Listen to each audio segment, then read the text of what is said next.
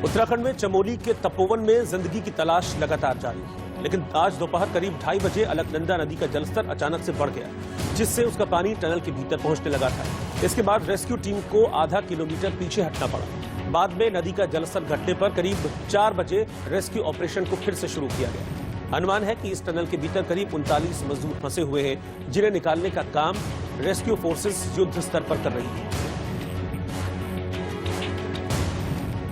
Srinagar dam में ये हमें इनपुट मिले कि हो सकता है यहाँ से बहकर वहाँ चली गई हो, तो हमारे जो मरीन कमांडोज आए थे उनकी एक टुकड़ी 16 लोगों की थी, उनमें से 8 या 9 लोग वहाँ पे अपने कुछ बेसिक इक्विपमेंट्स वहाँ के डीएम से भी हम लोगों ने टाई अप करके उनको दिया है। वो भी 2 दिन से वहीं पे रेकी कर रहे हैं कि शायद वहाँ से भी कुछ बॉडीज मिल जाए, तो वी आर ट्राइंग इट। और इसके अलावा SDRF की अलग अलग टुकड़ियाँ अलग अलग जगह पर टीम्स बनी हुई हैं, वो भी नदी के किनारे चल कर वहाँ पे भी बॉडी का प्रयास कर रही हैं ढूंढने का। वहीं से सब बॉडीज अभी जो मिल रही हैं 35।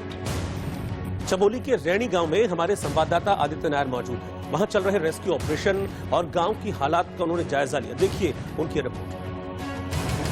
और यहाँ पीछे हाइड्रो इलेक्ट्रिक पावर प्लांट है, जो मैं अपने कैमरा पर्सन अंकित को कहूँगा कि आपको अभी दिखाएं कि यहाँ का रेस्क्यू ऑपरेशंस और यहाँ के जो पूरे डिजास्टर मैनेजमेंट ऑपरेशंस हैं वो कैसे चल रहे हैं। यहाँ पर भी NDRF से लेके आर्मी और ITBP के टीम्स भी लगे हुए हैं। ये पूरे एरिया को आप देखेंगे तो आप समझ पाएंगे कि देखिए कैसे जो JCBs हैं उसके इस्तेमाल से इस पूरे एरिया को साफ किया जा रहा है। और यहीं पर से ऊपर से और जहाँ पे आगे राइट पर से ही वहाँ ग्लेशियर टूटकर हाइड्रो इलेक्ट्रिक पावर प्लांट पर लगकर वो पूरा ये जो आप देख रहे हैं ये सारा हिस्सा एक हाइड्रो इलेक्ट्रिक पावर प्लांट का ही है, और उसी का ये मलबा है जो आप यहाँ पे अभी देख रहे हैं। और ये पूरा जो रुक यहाँ पे आके अटक चुका है, इस सारे मलबे की वजह से ये जो नदी है, यहाँ नदी भी काफ़ी हद तक गंदी हो चुकी है, उसका पानी भी जो है भूरे रंग का हो चुका है। और ये पूरा मलबा हटाने में बताया जा रहा है काफ़ी दिन लगेंगे यहाँ पे मलबा हटाने में। यहाँ से भी बॉडीज़ हैं जो रिकवर हो रही हैं। कुछ दिन पहले जब मैं 2 दिन पहले जब मैं यहाँ पर आया था तो यही सुनने को मिला था कि यहाँ से भी उस दिन सुबह 4 बॉडीज़ मिली हैं। आज तो कोई बॉडीज़ अभी तक नहीं रिकवर हुई है, पर डेथ टोल जब हर बार जब अपडेट आता है तो इंक्रीज होते हुए ही नजर आता है। इसके अलावा मैं कैमरा पर्सन कहूँगा कि आपको यहाँ का पुल भी दिखाए कि ये देखिए आप जो एक पुल है जो ये टूट गया है, और इस पुल के टूटने की वजह से सामने के वाले जो गांव है वो पूरी तरीके से कट ऑफ हो चुके हैं। उस गांव तक पहुंचने का अब कोई और रास्ता नहीं बचा है, और उस गांव तक जो भी राशन वगैरह है वो पहुंचाना का काम जो है जल्द से जल्द ये सारा आर्मी और एयरफोर्स मिलकर कर रहा है। और वो सारा काम अभी भी कहीं ना कहीं चालू है। वहाँ तक उन गांव कम्प्लीटली कट ऑफ है, वहाँ पे सिर्फ मोबाइल और इंटरनेट कनेक्टिविटी है। उसके अलावा राशन, पानी और जितने भी एसेंशियल गुड्स हैं वो यहाँ आर्मी एयर ड्रॉप कर रही है इस पहाड़ की दूसरी तरफ, और वहीं से ये गाँव वाले और बाकी गाँव वाले वहीं से अपना एसेंशियल गुड्स और खाना पीना जितना भी है उनको मिल रहा है।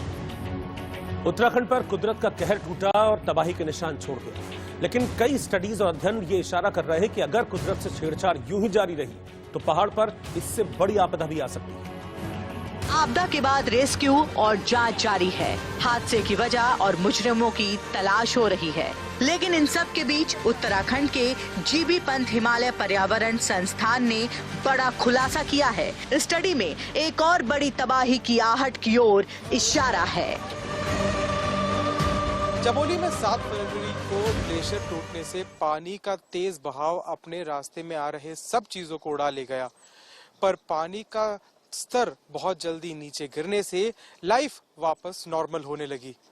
पर उत्तराखंड के GB पंत इंस्टीट्यूट ने अपने स्टडी में ये कहा है कि खतरा अभी तक टला नहीं। स्टडी में दावा किया गया है कि ग्लेशियर हर साल लगातार छोटे हो रहे हैं, यानी उनकी ऊंचाई घट रही है। ग्लेशियर में आ रहा ये बड़ा बदलाव बड़े संकट की ओर इशारा है। जो पुराने और हमारे सर अजंता सर वगैरह इस फील्ड में और रिसर्च कर चुके हैं, उन्होंने भी यह बताया है कि ग्लेशियर तेजी से पिघल रहे हैं। 1990 के बाद की बात हम करेंगे तो ग्लेशियर अपने पोजीशन से बहुत तेजी से पीछे जा रहे हैं। ये तस्वीरें GB पंत संस्थान के दावे पर मुहर लगाती हैं। GB पंत इंस्टीट्यूट ने पिथौरागढ़ के बालिंग और अरुणाचल के खागरी ग्लेशियर को अपने स्टडी में शामिल किया। इसके लिए अहमदाबाद के स्पेस एप्लीकेशन सेंटर की भी मदद ली गई। स्टडी में सामने आया कि दोनों ग्लेशियर हर साल 8 मीटर तक घट रहे हैं। इसके पीछे इंसानी दखल, जलवायु परिवर्तन और जंगलों की आग को बड़ी वजह माना जा रहा है। Prima facie, it is a glacial calving. They call it as a calving of the glacier at a highest altitude in Rishi Ganga and Dholi Ganga area, in the upper reaches of that. कई reports में ये भी दावा किया गया है कि इस सदी के आखिर में करीब 70% ग्लेशियर पिघल जाएंगे, यानी पहाड़ से मैदान तक बड़ी तबाही का खतरा अभी टला नहीं है। राजस्थान के सीकर में किसानों ने टोल प्लाजा फ्री कर दिया। राजस्थान में सीकर के अजीतगढ़ में किसानों ने टोल प्लाजा को फ्री कर अनिश्चितकालीन धरना शुरू कर दिया। यहां किसानों ने तीनों कृषि कानून वापस लेने समेत कई मांगे फिर से दोहराई। राजस्थान में जोधपुर सेशन कोर्ट से काला हिरण शिकार केस में अभिनेता सलमान खान को बड़ी राहत मिली है। सलमान के खिलाफ झूठे सबूत पेश करने को लेकर राज्य सरकार के प्रार्थना पत्र को कोर्ट ने खारिज कर दिया। अमेरिका के राष्ट्रपति जो बाइडेन ने राष्ट्रपति पद संभालने के बाद पहली बार चीन के राष्ट्रपति शी जिनपिंग से बात की। बाइडेन ने हांगकांग और शिनजियांग प्रांत में हो रहे मानवाधिकार के हनन को लेकर चिंता जाहिर की। देश में जनवरी महीने में पैसेंजर वाहनों की बिक्री में 11% का इजाफा हुआ है। इस दौरान मोटरसाइकिल और स्कूटर की मांग में बढ़ोतरी देखी गई, तो वहीं 3 व्हीलर की बिक्री में कमी देखी गई। उत्तर प्रदेश के प्रयागराज में मौनी अमावस्या के मौके पर पवित्र स्नान कर रहे लोगों का खास तरीके से स्वागत किया गया। यहां राज्य सरकार की तरफ से हेलीकॉप्टर से फूल बरसाए गए। गृहमंत्री अमित शाह के पश्चिम बंगाल पहुंचे ही चुनावी माहौल बेहद गर्म हो गया है। अमित शाह ने कूच बिहार से बीजेपी की परिवर्तन यात्रा के चौथे चरण की शुरुआत की और ममता बनर्जी पर तीखा प्रहार करते हुए बंगाल में 200 से ज्यादा सीटें जीतने का दावा किया है। ने अपने चित परिचित अंदाज में आज बंगाल में चुनावी शंखनाद किया। इस बार बंगाल की जनता इसका हिसाब किताब करने के लिए आतुर। शाह सबसे पहले कूच बिहार के मदन मोहन मंदिर पहुंचे और दर्शन करके आशीर्वाद लिया। इसके बाद उन्होंने एक बार फिर बंगाल में पूर्ण बहुमत की बीजेपी सरकार बनाने का दावा किया। तो चलो पलटाई के नारे को बंगाल की जनता स्वीकारेगी, उसका सम्मान करेगी और पूर्ण बहुमत की भारतीय जनता पार्टी की सरकार बनाएगी। धन्यवाद। मंदिर दर्शन के बाद अमित शाह ने आगामी विधानसभा चुनाव को लेकर कूच बिहार में बीजेपी की चौथे चरण की परिवर्तन यात्रा को हरी झंडी दिखाई। रैली के दौरान अमित शाह ने जय श्री राम के नारे को लेकर ममता बनर्जी पर जोरदार हमला बोला।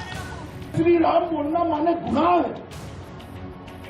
अरे बनता दीदी, बंगाल में जय श्री राम नहीं बोलना जाएगा तो कहां पाकिस्तान में बोला जाएगा क्या? मुझे बताओ भाइयों, बताओ बहनों, जय श्री राम बोलना चाहिए या नहीं बोलना चाहिए? बोलना चाहिए या नहीं बोलना चाहिए? तो मेरे साथ दोनों हाथ उठाइए और गगन भेदी नारा लगाइए, जय श्री राम, जय श्री राम, जय जय श्री राम। अबे ममता दीदी को इससे अपना अपमान लगता है। क्यों ममता दीदी, आपको क्यों अपमान लगता है? पूरा देश और देश दुनिया भर में फैले हुए करोड़ों लोग हमारे आराध्य श्री राम को याद कर गौरव महसूस करते हैं, गौरव। अगर आपको तकलीफ होती है। साथ ही शाह ने रैली के दौरान ममता पर निशाना साधते हुए ऐलान कर दिया कि मैं आपसे वादा करता हूं, चुनाव खत्म होते होते ममता दीदी भी जय श्री राम बोलने लगेंगी। तो आज मैं आपको कहने आया हूं, जो ममता दीदी अंडे की बात करती थी, वो अपनी खुद की सीट ढूंढने में पड़ गई कि यहाँ से लड़ूं या वहां से लड़ूं, वहां से लड़ूं या यहाँ से लड़ूं, एक जगह से लड़ूं या दो जगह से। क्यों ममता दीदी, क्या हो गया आपको? मित्रों, ये बंगाल को और उसकी कानून और व्यवस्था को ममता दीदी ने खराब कर रखा। शाह का ममता पर आरोप यूं ही नहीं है। जय श्री राम के नारे को लेकर ममता अनेक मौकों पर असहज नजर आई। इनमें सबसे ताजा मामला पीएम मोदी के बंगाल दौरे के दौरान उनका जय श्री राम के नारों के बीच मार्च छोड़कर चला जाना था। আমি अमित जी के बोलबो, अमित जी आप तो होम मिनिस्टर है, आपको ये शोभा नहीं देती कि आप कोई गंदा बात झूठा बात बोले। एक और ममता बीजेपी को चुनाव में एजेंडा सेट करने का मौका दे रही हैं, तो बीजेपी के पास ममता को घेरने के तमाम ऐसे मुद्दे हैं जिसका जवाब ममता दीदी के पास नजर नहीं आता। अमित शाह की रणनीति सामाजिक और जातिगत समीकरणों को साधने की भी है। इसी कड़ी में कूच बिहार दौरे के दौरान गृहमंत्री अमित शाह ने राजवंशी समाज के बड़े नेताओं से मुलाकात की। आपको बता दें कि पश्चिम बंगाल में राजवंशी समाज खासा प्रभाव रखता है। असम और नॉर्थ बंगाल की 80 सीटों पर अनंत महाराज का प्रभाव माना जाता है, जो राजवंशी समाज के सर्वमान्य नेता हैं। असम और नॉर्थ बंगाल में राजवंशी समाज के करीब 2.5 करोड़ लोग हैं।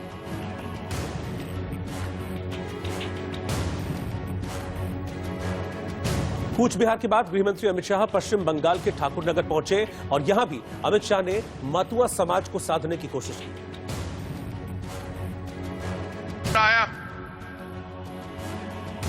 कुछ परिस्थितियों के कारण मेरा दौरा रद्द हो गया, तो ममता दीदी बड़ी खुश हो गई कि चलो भाई अच्छा हुआ। अरे ममता दीदी अभी बहुत देर है, अप्रैल तक मैं बार बार ठाकुरवाड़ी आऊंगा, जब तक आप चुनाव नहीं हारती तब तक आऊंगा। यहां मतुआ समाज के लोग हैं और भी कई लोग हैं, नाम शूद्र समाज के, हर जाति से बांग्लादेश के से शरणार्थी के रूप में यहां पर लोग आए। 70 साल हो गए, उनको ना नागरिकता मिलती है ना सम्मान मिलता है। जब विभाजन हुआ, कांग्रेस के नेताओं ने वादा किया था कि जो भी हिंदू शरणार्थी आएंगे हम सबको नागरिकता भी देंगे, उनको सम्मान भी देंगे और उनको गले से भी लगाएंगे। गले लगाना तो दूर रहा, नागरिकता नहीं दी। 2018 में हमने वादा किया था कि 19 में नरेंद्र मोदी सरकार चुनकर लाई है, हम सिटीजनशिप में अमेंडमेंट कर कानून लाएंगे जो मेरे मतुआ समाज के भाइयों को भारत की नागरिकता देगा, भारत की नागरिकता। हम तो वो लोग हैं जो कहते हैं वो करते हैं, जो कहते हैं वो करते हैं। हमने सीए का कानून पारित किया है। मैं आज इस पवित्र भूमि पर वादा कर जाता हूं, जैसे ही ये वैक्सीनेशन का काम समाप्त होता है, जैसे ही कोरोना से मुक्ति मिलती है, आप सभी को नागरिकता देने का काम भारतीय जनता पार्टी की सरकार समाप्त। ये देश की संसद का कानून आप कैसे रोकोगे? और वैसे भी अब रोकने की स्थिति में भी नहीं रहोगी, क्योंकि अप्रैल के बाद तो आप मुख्यमंत्री भी नहीं रहने वाली है ममता दीदी। बीजेपी ममता बनर्जी पर हमले कर रही है, तो ममता बनर्जी भी लगातार हमलों का जवाब दे रही है। ममता बनर्जी ने बीजेपी की रथ यात्रा पर तीखा हमला बोला है। রাবণ ওই রথে করে সেটাকে হরণ করেছিল, সেটা রাবণ রথ। সেই রথে বিরিয়ানি, মাংস পোলাও থেকে, ছানা কাবাব থেকে শুরু করে, একেবারে সাজুগুজু থেকে শুরু করে, খানা পিনা থেকে শুরু করে, বিশ্রাম থেকে শুরু করে, গানা থেকে শুরু করে সব রেডি। যেমন 10 স্টার হোটেলে 10 তারা হোটেলে গেলে পাওয়া যায়, সেইগুলোকে রেখে দিয়েছে। महाराष्ट्र सरकार और राज्यपाल भगत सिंह कोश्यारी के बीच फिर से तनातनी बढ़ गई है। सूत्रों के मुताबिक महाराष्ट्र सरकार ने राज्यपाल को उत्तराखंड जाने के लिए प्लेन उपलब्ध नहीं कराया। इसके बाद बीजेपी नेता अब अपनी नाराजगी जाहिर कर रहे हैं। कोश्यारी मुंबई एयरपोर्ट पर 20 मिनट तक बैठे रहे, इंतजार करते रहे, लेकिन उद्धव सरकार की ओर से उनको विमान उपलब्ध नहीं कराया गया। मजबूरन कोश्यारी को निजी सेवा बुक करनी पड़ी। बीजेपी गवर्नर कोश्यारी को प्लेन नहीं देने पर अब बौखला गई है, नाराजगी जाहिर कर रही है। गलत बात हुई है, क्योंकि केवल वो व्यक्ति नहीं है, महाराष्ट्र के वो राज्यपाल है और हमारे संविधान में किसी भी राज्य के प्रमुख राज्यपाल होते हैं, वो चीफ मिनिस्टर और मिनिस्टर्स को अपॉइंट करता है, ऐसा संविधान कहता है।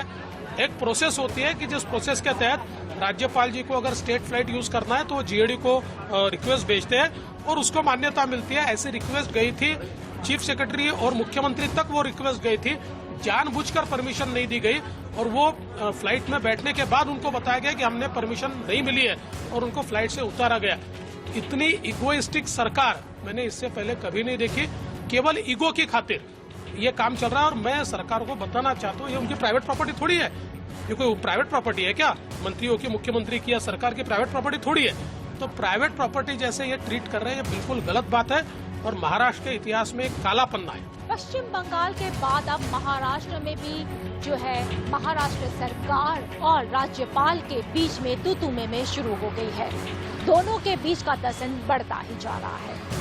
इसके पहले भी देखा गया था कि किस तरीके से महाराष्ट्र के राज्यपाल ने शिवसेना के हिंदुत्व पे सवाल उठाया था। वहीं महाराष्ट्र के राज्यपाल ने जो है महाराष्ट्र सरकार द्वारा विधान परिषद के 12 सदस्यों की जो सूची भेजी गई थी उस पर पिछले 6 महीने से हस्ताक्षर नहीं किया है। महाराष्ट्र सरकार का ये कहना है कि राज्यपाल जो है दिल्ली के आदेश पे काम कर रहा है, लेकिन आज तो उस वक्त हद हो गई जब महाराष्ट्र के राज्यपाल को मसूरी जाना था। IAS एकेडमी के एक कार्यक्रम में हिस्सा लेने के लिए उनको मसूरी जाना था, लेकिन जैसे ही वो सरकारी विमान में सुबह 10 बजे पहुंचे वैसे ही उनको पता लगा कि इस विमान में जाने की अनुमति महाराष्ट्र सरकार ने उनको नहीं दी है। इस तरीके से इंसल्ट किया गया महाराष्ट्र के राज्यपाल का कि राज्यपाल तुरंत ही देहरादून की फ्लाइट लेकर वहां पहुंचे। लेकिन इससे तो साफ है कि जिस तरीके से आज महाराष्ट्र के राज्यपाल को मसूरी न जाने की इजाजत दी गई सरकार की तरफ से, इससे कहीं ना कहीं एक बार फिर से महाराष्ट्र सरकार और राज्यपाल आमने सामने हो गए हैं। कैमरामैन गणेश के साथ Preeti Sompura, India news mobile. Nepal में प्रधानमंत्री केपी शर्मा ओली की मुसीबतें कम होने का नाम नहीं ले रही। एक बार फिर उनके खिलाफ प्रदर्शन किया गया। राजधानी काठमांडू में ओली के खिलाफ प्रचंड के समर्थकों ने जोरदार और विशाल प्रदर्शन किया। इस प्रदर्शन को माधव नेपाल का भी समर्थन था। प्रदर्शनकारियों ने संसद को भंग करने के फैसले के खिलाफ प्रदर्शन किया और ओली पर निशाना साधा। ओली पर लोकतंत्र की हत्या करने और देश में तानाशाही लादने का आरोप है। प्रचंड ने कहा कि अगर सुप्रीम कोर्ट ने ओली के कदम के पक्ष में फैसला दिया तो वो उस फैसले को नहीं मानेंगे और उसके बाद अदालत के खिलाफ आंदोलन शुरू होगा। प्रचंड ने निर्वाचन आयोग को भी चेतावनी दी है। महाराष्ट्र के बुल्ढाना में नगरपालिका उपाध्यक्ष की सालगिरह के मौके पर तलवारें लहराई गई। हाजी रशीद खान जमादार की सालगिरह पार्टी के मौके पर जुटे समर्थकों ने तलवारों को खुलेआम लहराया और धार्मिक नारे लगाए। हालांकि बाद में पुलिस वहां पहुंची तो कार्यक्रम बंद करा दिया गया। पुलिस ने इस मामले में 2 लोगों को गिरफ्तार किया है। आरोपियों के पास से 5 तलवारें बरामद हुई।